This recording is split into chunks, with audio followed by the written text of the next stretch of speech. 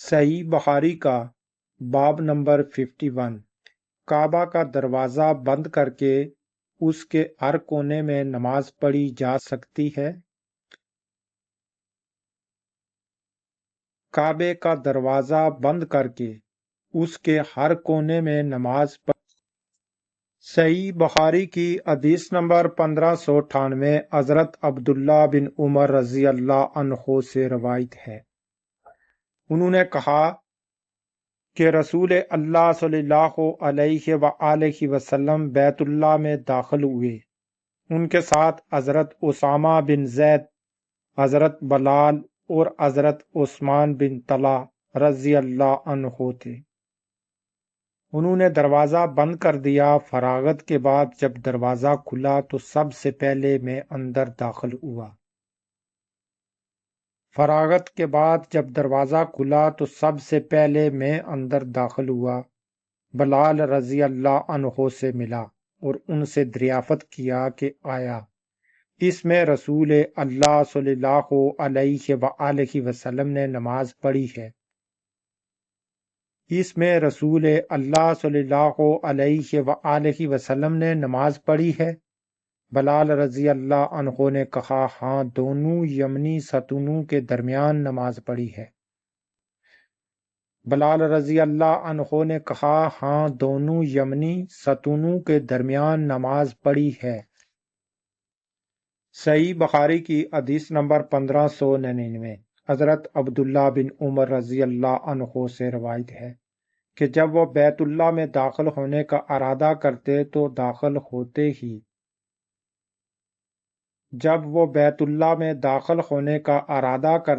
داخل ہوتے ہی سیدھے آگے چلے جاتے، دروازے کو اپنی پشت کی طرف کر لیتے، یہاں تک کہ آپ کے اور سامنے والی دیوار کے درمیان 3 ہاتھ کا فاصلہ رہ جاتا۔ یہاں تک کہ آپ کے اور سامنے والی دیوار کے درمیان 3 ہاتھ کا فاصلہ رہ جاتا تو وہاں نماز پڑھتے، اور آپ کا مقصد اس جگہ کو تلاش کرنا ہوتا جس کے متعلق حضرت بلال رضی اللہ عنہ نے نشاندہی کی تھی کہ رسول اللہ صلی اللہ علیہ وآلہ وسلم نے وہاں نماز ادا کی تھی۔ لیکن کسی پر کوئی حرج نہیں ہے کہ بیت اللہ کی جس جانب چاہے نماز پڑھے، لیکن کسی پر کوئی حرج نہیں ہے کہ بیت اللہ کی جس جانب چاہے نماز پڑھے۔ صحیح بخاری کی حدیث نمبر 1601 حضرت ابن عباس رضی اللہ عنہ سے روایت ہے۔ انہوں نے فرمایا، رسول اللہ صلی اللہ علیہ وآلہ وسلم جب فتح مکہ کے دن تشریف لائے رسول اللہ صلی اللہ علیہ وآلہ وسلم جب فتح مکہ کے دن تشریف لائے تو آپ نے کعبے کے اندر جانے سے اس لیے انکار فرمایا کہ اس میں بت رکھے ہوئے تھے۔ پھر آپ صلی اللہ علیہ وآلہ وسلم نے حکم دیا اور وہ نکالے گئے۔ پھر آپ صلی اللہ علیہ وآلہ وسلم نے حکم دیا اور وہ بت نکالے گئے۔ لوگوں نے ابراہیم اور اسماعیل علیہ السلام کے بت بھی نکالے۔ ان کے ہاتھوں میں فال نکالنے کے تیر دے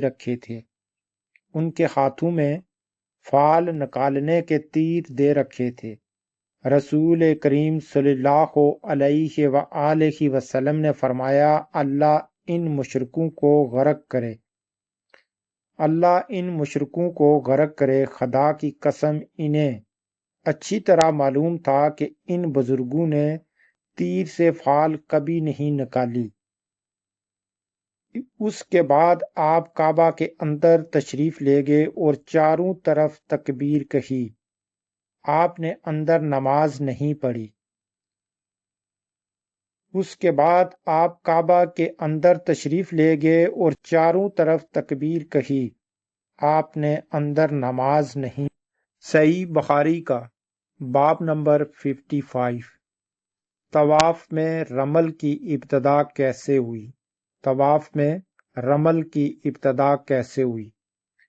صحیح بخاری کی حدیث نمبر 1602 حضرت ابن عباس رضی اللہ عنہ سے روایت ہے، انہوں نے فرمایا کہ رسول اللہ صلی اللہ علیہ وآلہ وسلم اور آپ کے صحابہ اکرام رضی اللہ عنہ جب مکہ تشریف لائے تو مشرکین نے یہ کہنا شروع کر دیا کہ تمہارے پاس ایک ایسا وافد آیا ہے تمہارے پاس ایک ایسا وافد آیا ہے جسے یثرب مدینہ کے بخار نے کمزور کر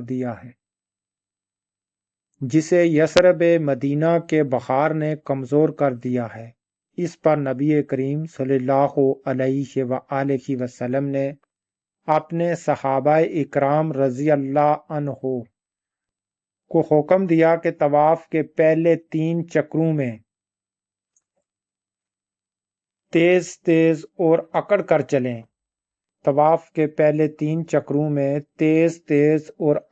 چلیں اور دونوں رکنوں کے درمیان معمول کے چال چلیں۔ آپ کو یہ حکم دینے میں وہ 7 چکروں میں اکڑ اکڑ کر چلیں، لوگوں پر آسانی کے علاوہ کوئی امر منع نہ تھا۔ فائدہ: بعض لوگوں کا خیال ہے کہ اب رمل کرنے کی علت زائل ہو چکی ہے، لہذا اب رمل کرنا مسنون نہیں ہے، لیکن ان کا یہ موقف مل نظر ہے۔ برحال اب بھی یادگار کے طور پر رمل کرنا چاہیے تاکہ اسلام کے عروج کی تاریخ تازہ رہے۔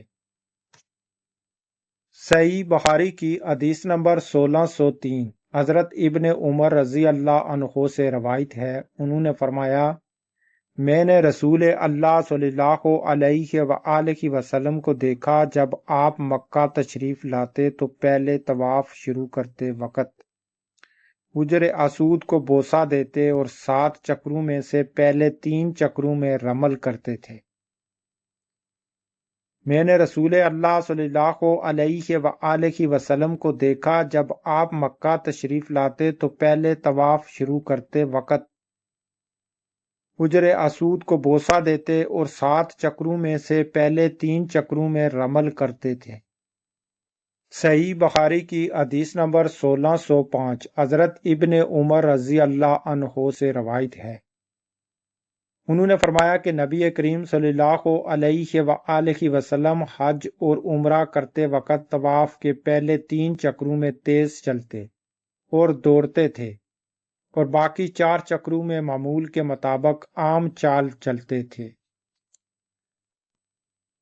صحیح بخاری کی حدیث نمبر 1605 حضرت عمر بن خطاب رضی اللہ عنہ سے روایت ہے، عمر بن خطاب رضی اللہ عنہ نے حجر اسود کو خطاب کر کے فرمایا، با خدا مجھے خوب معلوم ہے کہ تو صرف ایک پتھر ہے۔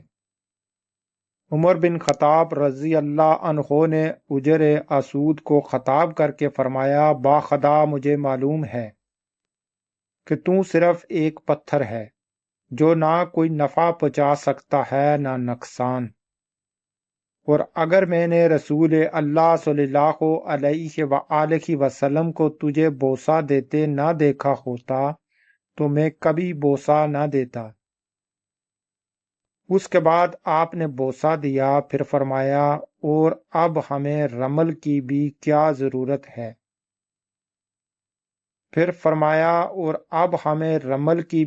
ضرورت ہے؟ ہم نے اس کے ذریعے مشرکوں کو اپنی قوت دکھائی تھی تو اللہ نے ان کو تباہ کر دیا۔ پھر فرمایا، جو عمل رسول اللہ صلی اللہ علیہ وآلہ وسلم نے کیا ہے اسے اب چھوڑنا بھی ہم پسند نہیں کرتے۔ پھر فرمایا، جو عمل رسول اللہ صلی اللہ علیہ وآلہ وسلم نے کیا ہے اسے اب ہم چھوڑنا بھی پسند نہیں کرتے۔